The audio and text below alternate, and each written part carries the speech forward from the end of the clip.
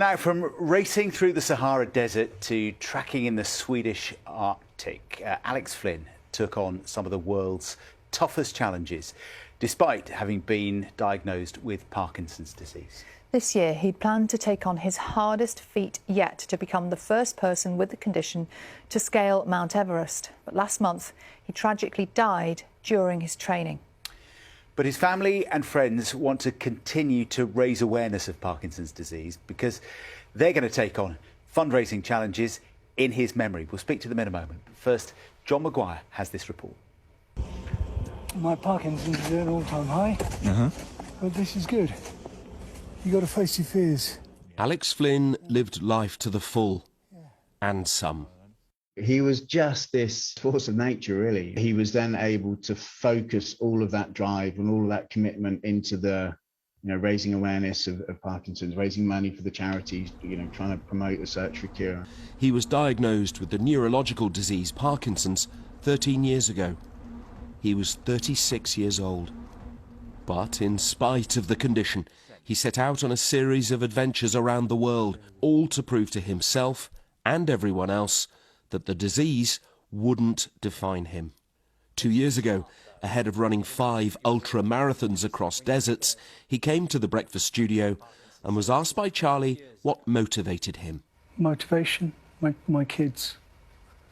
I want to prove to them that Dad didn't give up. And what do they make of what you're trying to do? I think they think Dad's a Superman. But I'm not. I'm just like everybody else. I'm just determined enough to just get a bit between my teeth and keep going. But Alex died last month while training in the Himalayas for an attempt on Mount Everest.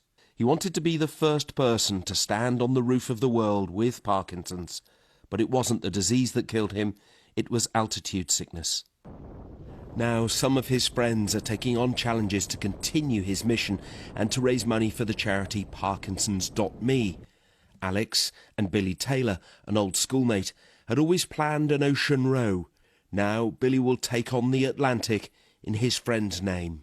We don't want all the work that he's done to lose momentum, because it's really important that the stuff that he's put out there and the inspiration he's given to so many, and hope, really. It would have been so easy to just sit back and lament on all the stuff that you can't do, but that is never what he was about. It was always about focusing on the stuff that you still could do and how you could then use that to give hope to other people. And Quentin Bevan, who coached and trained with Alex, will run the London Marathon next year.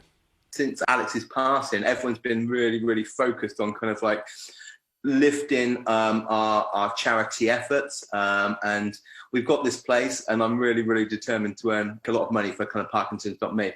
He'd have been holding my hand on that one, that's for sure. He would have certainly dragged me around that 26 miles, that's definite.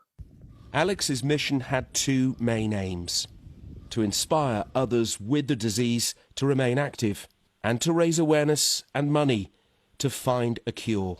After his death, his family said he had finally crossed his last finish line. So, it's up to others to now take up the baton in the race to see an end to this cruel and debilitating disease. John Maguire, BBC News. Well, we are joined now by Alex's partner, Justine Nunn. Justine, thank you so much for talking to us this morning. I know this is all very recent. Our condolences to you and your family. Just first of all, start off by just telling us what sort of a man he was. Oh, he was a machine. He was unstoppable. I've never known anybody with such drive and determination. Although he had been living with Parkinson's, he understood everybody had their own individual journey, and he appreciated that and took that into consideration. And Justine, we've just seen some of the amazing things he's done. That determination, I mean, it was just boundless. Sorry. Yeah. He was like that in everything he did. He said he was a man of his word, and he honoured that. He almost sacrificed himself to help others. So yeah, he was never going to stop. I mean, we sort of assumed that Everest would probably be the last sort of big challenge for him. But then he started talking about, going up to space. He was just non-stoppable. And Justine, how tough was that for you? Did you ever feel like saying to him, just stay home? Absolutely not. I understand. I come from a different side of this story. I was the one at home, I was with him all the time. I saw what Parkinson's disease is actually really about. The people who saw him doing what he was doing, I mean, he could do stuff that, only very, very few completely healthy people could possibly do. The real Parkinson's can be tough. We had good days, we had bad days. So, I mean, that was never a question. We supported each other through everything we did together. And in the end, Justine, I know you're keen to make clear that it wasn't because of Parkinson's that he died. This was a separate cause. Yeah, I mean, it's really, really important because obviously there are a lot of people who have Parkinson's disease. And, we'd go to places and people would come up and Alex would introduce himself and say, I've got Parkinson's. And then you get the touch on the arm and say, my granddad or my grandmother died of Parkinson's. And we'd say, well, how old were they? Oh, well, they were in their late 80s. And again, it's that whole awareness and understanding of what the disease is. It's not an old person disease. People, I mean, there was a child of 2 years old that got diagnosed with Parkinson's. Age doesn't discriminate with this. So our whole drive is to support families because, there are about 145,000 people living with this disease. And Alex said, if you drop a pebble into a water and you get the ripples, well, those ripples include family, employment, all the economic side behind living.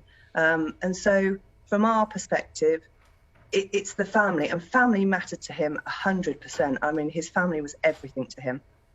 And also you touched on it there, didn't you, about employment. Is it right that after he was diagnosed, he couldn't work anymore, and that was a source of huge frustration to him? Yeah. I mean, people see the disease, they don't see the person. And having talked to quite a lot of people in this situation, people think, are they drunk? Are they on drugs? Why are they staring at me? It's just wrong. It's absolutely wrong. And people then lose their jobs, they lose their homes, they could potentially lose their family. And that's what happened. And Alex had to find a way to work. And so this was his mission.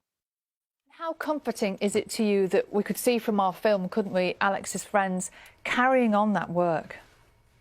Yeah, I mean, the people that have come out have to want to go forward and do stuff for him has been absolutely incredible. Absolutely. I mean, I've got lists of companies and individuals who want to help us because it's important. We're the ones left behind. This guy, as I say, sacrificed himself and he's left behind his family. And we've got to pick that baton up, and we've absolutely got to run for it because it's just not right. It's got to stop. There will be other Alexes. He won't be the first. But to stand in a funeral room and give a speech at 49 to the person that you wanted to spend your rest of your life with is wrong. It's wrong. What do you hope you can achieve now? What we want to achieve is to support families. We, there are lots of charities out there, but we want to support the families because, as I say, some days are tough. You have to adapt with this. You have to be creative with it to sort of get through it as such. So we want to raise some money to be able to help people. But obviously the most important is to raise awareness and understanding. So to go into big corporations, to go into companies and say, look, this is what it is. 1 in 15 people could get this, and they're not going to get it over the age of 60. There are people who are going to get it earlier. Don't stop their lives. Have an understanding of it and know what it's about.